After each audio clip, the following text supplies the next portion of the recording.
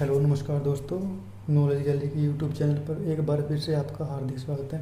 जैसे कि आप सभी को पता है, हमने पॉलिटी के एमसीक्यू के 1000 क्वेश्चन की सीरीज स्टार्ट करी थी, जिसमें हमने लगभग 300 क्वेश्चन कंप्लीट कर लिए थे और आज हम इस सीरीज को अपनी आगे बढ़ाएंगे। ठीक है, तो लेकिन आज इसमें थोड़ा हार्ड ट्विस्ट है आपके लिए दोस्तों। जैसे पिछली की वीडियो में हमने 50-50 क्वेश्चन के एमसीक्यू लेके आते हैं, लेकिन हमने जो है इस वीडियो में थोड़े 20 क्वेश्चन और ऐड कर लिए हैं। हम आज टोटल 70 क्वेश्चन सोल्व करेंगे, अटैम्प्ट करेंगे।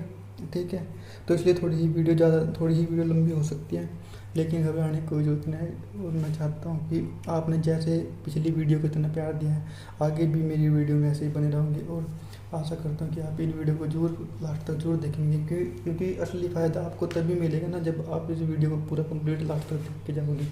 नहीं तो ऐसे अगर आधी अधूरी वीडियो देखोगे आप तो आपको उतनी नॉलेज नहीं मिलेगी, क्योंकि आपको पता है क्वेश्चन है ये सारे जो पिछले एग्ज़ाम में आए हैं, ये फिर आपके आगे आने वाले एग्ज़ाम में आ सकते हैं। ठीक है, तो मैं चाहता हूँ कि आप इन वीडियो को एक बार जरूर लास्ट तक जरूर देखें। ठीक है दोस्तों, और अगर वीडियो अच्छी लग रही है दोस्तों आपको, तो प्लीज़ शेयर और सब्सक्राइब भी जरूर कर देना अगर आप नए हो चैनल पर। तो चलो स्टार्ट करते हैं। तो हमारा फर्स्ट क्वेश्चन क्या था, who was the president of the constitution assembly of the independent India. जो हमारी संविधान सभा बनी थी उसका तो अध्यक्ष कौन था एक तरीके से, तो डॉक्टर राजेंद्र प्रसाद। ठीक है, तो नेक्स्ट देखते हैं, the most essential feature of the parliament form of the government. मतलब कि जो पार्लियामेंट फॉर्म ऑफ गवर्नमेंट है उसकी सबसे खास बात क्या है, तो ऑप्शन नंबर है इंडिपेंडेंट जुडिशरी। मतलब क्योंकि जो हमारे पास जुडिशरी सिस्टम है वो किसी के अंतर्गत आके काम नहीं करता, ये स्वतंत्र के खुद का काम करता है। ठीक है, तो नेक्स्ट देखते हैं, Which one of the following liberty is not embodied in the preamble to the Constitution of India। मतलब कि इनमें से कौन सी एक तरीके से स्वतंत्रता की बात नहीं करी गई, तो इकोनॉमी लाइबिलिटी की बात नहीं करी गई इसके अंदर। ठीक है, जबकि लाइबिलिटी ऑफ एक्सप्रेशन मतलब कि खुद को बोलने की आज़ादी भी है, लाइबिलिटी ऑफ बिलीव भी है, और लाइबिलिटी ऑफ थॉट मतलब सोचने की आज़ादी भी हमको होता है। लेकिन ऑप्शन नंबर ए इसका ठीक हो जाएगा। ठीक है, मतलब कि इकोनॉमिक लाइबिलिटी हमें संविधान के अंदर नहीं दी गई है। ठीक है, तो नेक्स्ट देखते हैं, the democracy in India rest on the fact that. मतलब कि जो डेमोक्रेसी है हमारे इंडिया के अंदर किस फैक्ट के ऊपर डिपेंड करती है, तो इसको ऑप्शन नंबर डी हो जाएगा। इसमें क्या कहा गया है कि people have right to choose and change the government. इसमें कहा गया है कि मतलब कि इसमें लोगों को अपनी खुद की सरकार चुनने की आज़ादी है, मतलब कि वोट डाल सकते हैं ना जिस मर्जी को भी, जिसको भी चाहे उनकी इच्छा होगी। तो नेक्स्ट देखते हैं, which one of the following theory of the communism is not a doctrine of Karl Marx. जो कार्ल मार्क्स का सिद्धांत है वो इनमें से किस चीज़ को नहीं बताता है, तो इसको ऑप्शन नंबर डी हो जाएगा, क्योंकि थ्योरी ऑफ न्यू डेमोक्रेसी मतलब इसमें डेमोक्रेसी के बारे में नहीं, इसने डेमोक्रेसी के बारे में कुछ नहीं बताया था, जबकि बाकी तीन इसके अंदर आते हैं, जैसे क्लास स्ट्रगल हो गया, हिस्टोरिकल मैटेरियलिज्म हो गया, डायलेक्टिकल मैटेरियलिज्म हो गया। ठीक है, तो इसको ऑप्शन नंबर डी ठीक हो जाएगा। नेक्स्ट देखते हैं, which one of the following political theory advocate the dictatorship of proletariat. इसका मतलब क्या होता है, एक तरीके से मजदूर होता है, तो तानाशाही मजदूरी को। विच one of the following political party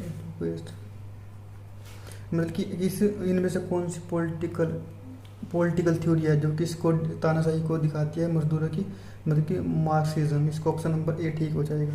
next देखते हैं, an expenditure reform commission was set by the government of India. मतलब कि जो एक्सपेंडिचर रिफॉर्म था गवर्नमेंट ऑफ इंडिया ने बनाया 2002 में, तो किसकी चेयरमैनशिप में, तो केपी गीता कृष्णन। इसका ऑप्शन ठीक हो, ये सी ठीक हो जाएगा।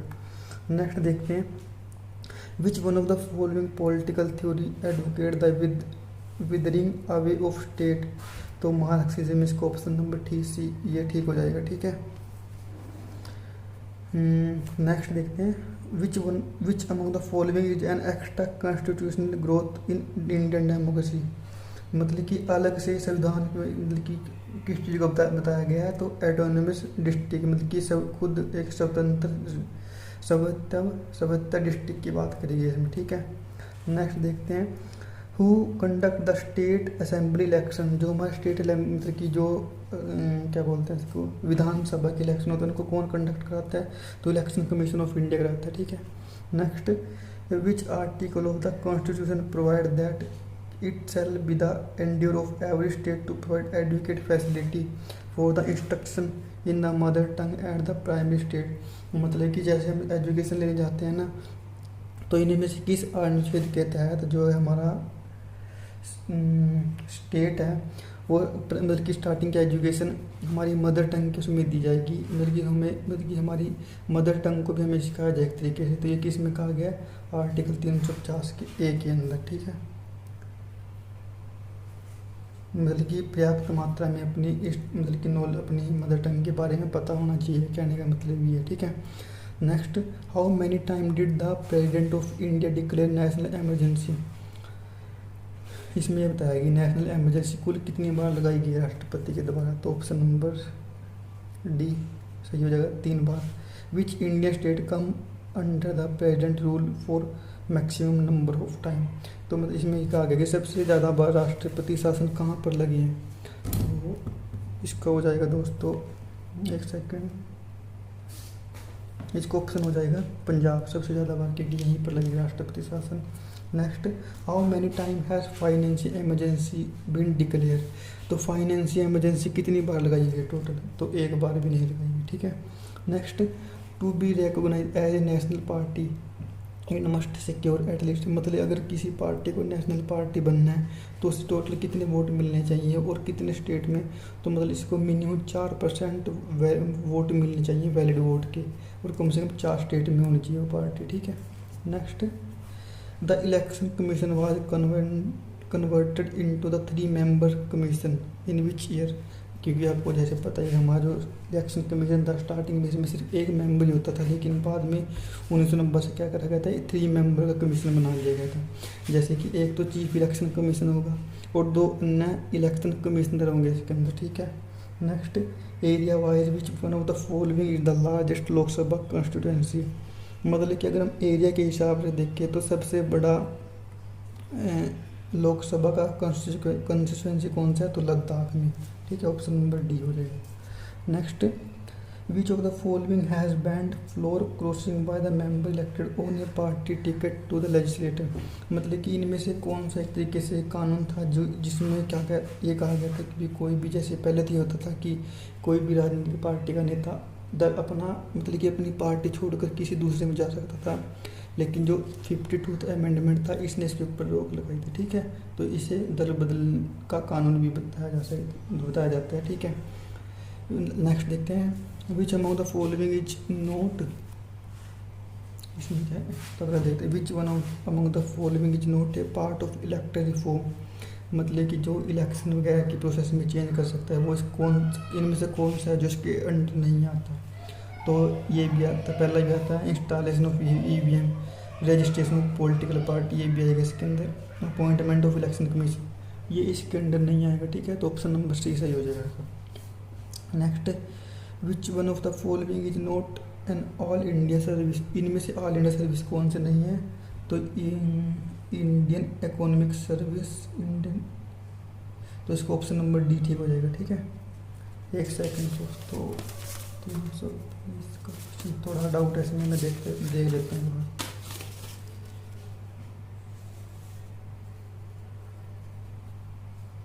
हाँ तो इसका ठीक है, लास्ट को ऑप्शन नंबर डी ठीक है इसका, ठीक है। इंडियन इकोनॉमिक सर्विस कोई IAS सर्विस नहीं है, ठीक है। Next, by which act was the public service commission established for the first time.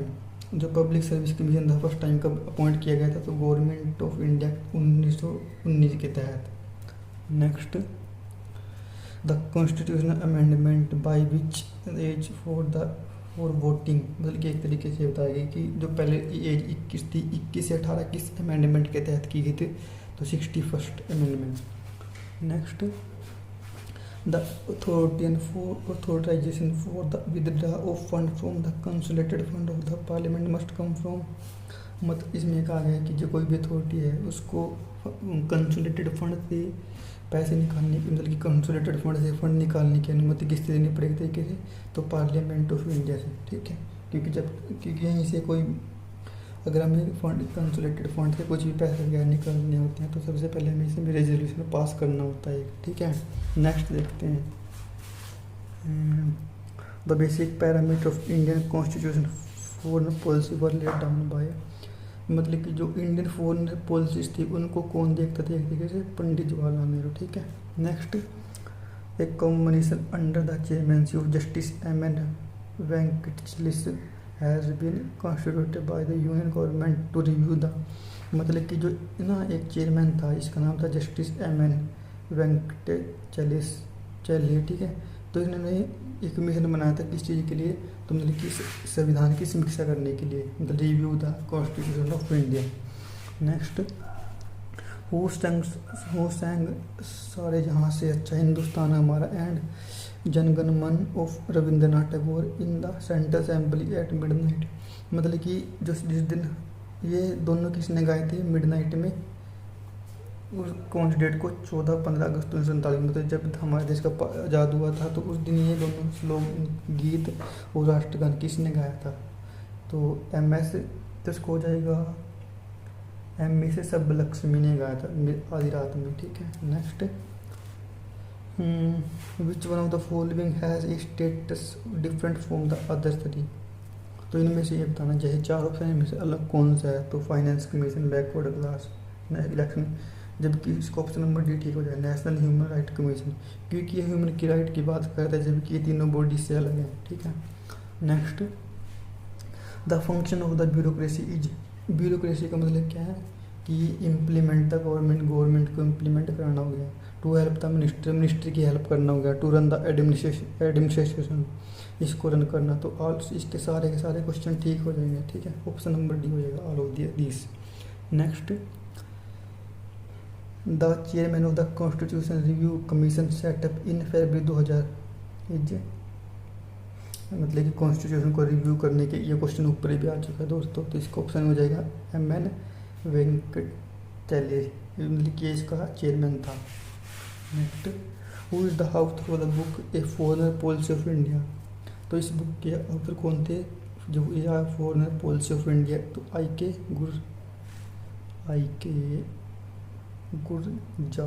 Gujral. ठीक है, ये हो जाएगा इसका option B. Next, in which year was Mandal commission report implement, जो मंडल कमीशन था जिसमें ओबीसी को 27% रिजर्वेशन की बात की गई थी, ये कब लागू हुआ था, 1990 से।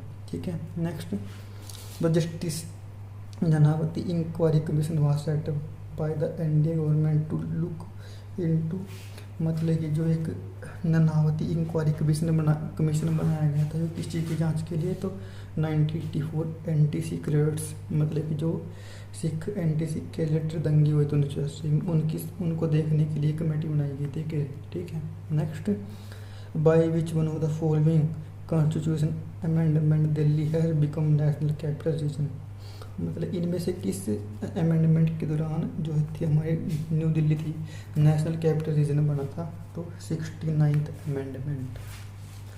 नेक्स्ट, द 93rd अमेंडमेंट, जो 93 अमेंडमेंट था वो किससे रिलेटेड था, फ्री एंड कंपल्सरी एजुकेशन, इनको 6 से 14 साल तक के बच्चों को। ठीक है, next, the 9th schedule to the Indian constitution, जो 9th शेड्यूल था वो किससे रिलेटेड था, तो वो था 9th शेड्यूल कब ऐड करा गया, तो 51th अमेंडमेंट, 51th या फर्स्ट अमेंडमेंट था हमारा। ठीक है, जो ऐड करा गया था। Next, which of the following is extra constitutional body, तो इनमें से अलग से संविधान से हटके पर कमेटी कौन सी है जिसका अलग से बनाई गई थी बात है, तो प्लानिंग कमीशन, जबकि ये स्टार्टिंग से ही है, ये अलग से बनाई गई है, खुद मतलब कि असंविधान भी बोल सकते हैं इसको हम एक तरीके से।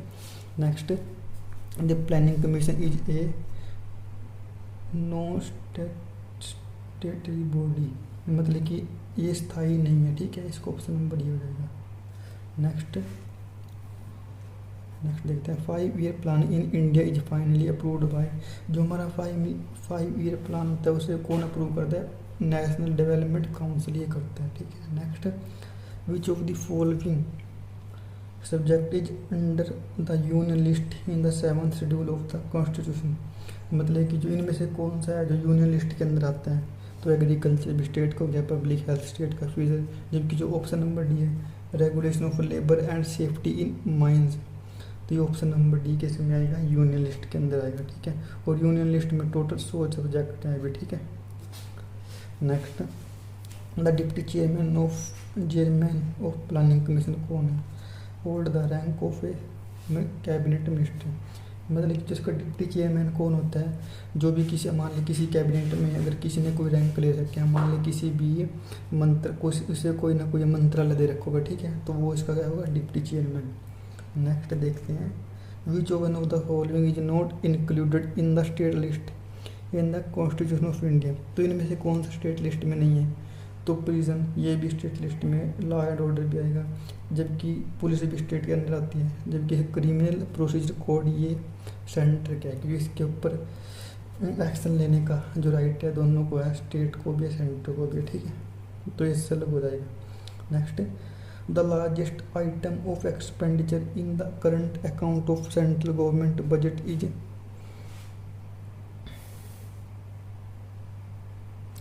तो इसका ऑप्शन क्या हो जाएगा, लार्जेस्ट आइटम ऑफ एक्सपेंडिचर, मतलब कि जो सबसे ज़्यादा खर्चे, जो सबसे ज़्यादा खर्चे की वजह से जो आमदनी होती है किसी तरीके से, वो किससे होती है? तो इंटरेस्ट पेमेंट से, ठीक है। Next, the recommendation of the Kelkar task force related to. जो कैलकर टास्क फोर्स है वो किससे रिलेटेड है? तो टैक्सेस से, ठीक है। Next, which one of the following expenditure is not charge on the consolidated fund of India. तो इनमें से बताना है कि जो कंसोलिडेटेड फंड में से जिनकी सैलरी वगैरह नहीं आती है, मेन तो ये है, ठीक है। तो इनमें से जो सैलरी लोकसभा के मेंबर की इसी में से आती है, प्रेसिडेंट की सैलरी भी इसी में से आती है, इसमें कंसोलिडेटेड फंड में से। और जबकि जो salary of supreme court, high court की, वो भी इसी से आती है, जबकि salary and allowance of vice president of India वो इससे नहीं आती, ठीक है। तो इसको ऑप्शन नंबर डी ठीक हो जाएगा। Next, what is the middle unit in the 3 tier Panchayati Raj. जैसा आप सभी को पता है, पंचायती राज में 3 टायर होते हैं, एक तो पंचायत लेवल पे, जिला परिषद पे, ब्लॉक पे। तो इन दोनों की मिड टर्म पूछे तो पंचायती समिति इन दोनों के बीच में आएंगे, ठीक है। Next, provision regarding Panchayati and municipality was made in India constitution in which year. तो ये कब बनाया गया था? ये 1993 में बनाया गया था, क्योंकि आपको पता है 1992 में जो अमेंडमेंट हुआ था 73 और 74 अमेंडमेंट, उसके रिगार्डिंग 1993 में लागू करे गए थे, ठीक है। Nyaya Panchayat in the plan Panchayat Raj system have no power of awarding imprisonment except in the state of. मतलब कि अगर मान ले कोई पंचायत राज में कोई क्रिमिनल है तो उसके खिलाफ हम एक्शन ले सकते हैं, लेकिन इनमें से एक ऐसा राज्य बताना है जो इस चीज़ को फॉलो नहीं करता, तो जम्मू कश्मीर। हम इसमें किसी को मतलब कि जो क्रिमिनल है पंचायती लेवल पे उसको सज़ा नहीं दे सकते, ठीक है, जम्मू कश्मीर के अंदर। Next, Panchayati Raj is organised at the. जो पंचायती राज है उसको कौन से लेवल पर ऑर्गेनाइज किया जाता है? तो village, block and district level, in 3 level पे, ठीक है। नेक्स्ट देखते हैं, where was the first municipal corporation in the India set. तो सबसे पहले बताना है कि जो नगर पालिका थी वो कहाँ पे लागू की गई थी? तो मद्रास के अंदर, ठीक है। Next, the implementation of Jawahar रोजगार योजना रेस्ट विद, मतलब कि जवाहर रोजगार योजना को है कहाँ पे लागू किया जाता है? तरीके से ग्राम पंचायत में, ठीक है। Next, the executive power of the state was vested in the governor under which article of the constitution. तो इसका ऑप्शन मिल जाएगा, the executive power of the state was vested in the governor under which article. जो executive power है governor किस article के तहत कार्य करते हैं? तो 154, ठीक है। तो नेक्स्ट देखते हैं 152, which among the annual union budget get is not passed by Lok Sabha. इसमें कहा गया कि जो यूनियन बजट है कब लोकसभा में पास नहीं किया जा सकता है? तो इसको ऑप्शन नंबर डी, जब प्राइम मिनिस्टर रिजाइन दे दे, ठीक है। तो मतलब कि the prime minister submitted the resignation of the council of minister. मतलब अगर वो काउंसिल ऑफ मिनिस्टर को रिजाइन दे दे तो तब हम ये पास नहीं कर सकते। नेक्स्ट देखते हैं, which among the following constitution of India which one of the following pair is not correctly match, इनमें से बताना कि कौन सा सही है। फॉरेस्ट कॉन्करेंट लिस्ट में आएगा, तो ये भी सही है दोनों, क्योंकि इसके ऊपर कानून दोनों बना सकते हैं। पोस्ट सेविंग बैंक ये यूनियन में आएगी, ये भी ठीक है। पब्लिक हेल्थ स्टेट का ये भी, तो जबकि इसका ऑप्शन नंबर बी ये गलत है। स्टॉक एक्सचेंज एक यूनियन का सब्जेक्ट है, ठीक है, यूनियन लिस्ट में आता है, जबकि ये गलत है। Next, the authorisation for the withdraw of fund from the consolidated fund of India must come from, इसमें भी पूछा गया जो अगर हमें किसी अपने कंसोलिडेटेड फंड से फंड निकालना है तो वो किसके थ्रू निकाला जाएगा, पार्लियामेंट के थ्रू, ठीक है। नेक्स्ट देखते हैं, the name of the Lakshadweep and Amindivi island was change to Lakshadweep, मतलब कि जो इतना बड़ा नाम है, ये क्वेश्चन पहले भी आया था, तो इसको लक्षद्वीप में कब चेंज किया गया था, 1973 के अंडर, ठीक है। Next, the finance commission is constituted under which article of the consolidated fund, तो फाइनेंस कमीशन से रिलेटेड कौन सा आर्टिकल है, तो आर्टिकल 280, ठीक है। Next, arrange the following Indian state in a chronological order according to their formation, मतलब कि इनको हमें इस ऑर्डर में अरेंज करना है कि सबसे पहले कौन सा बना, उसके बाद कौन सा, उसके बाद कौन सा, ठीक है। इस तरीके से तो छत्तीसगढ़ 2002 में बना था, अरुणाचल प्रदेश 1959 में, झारखंड भी 2002, सिक्किम 1975।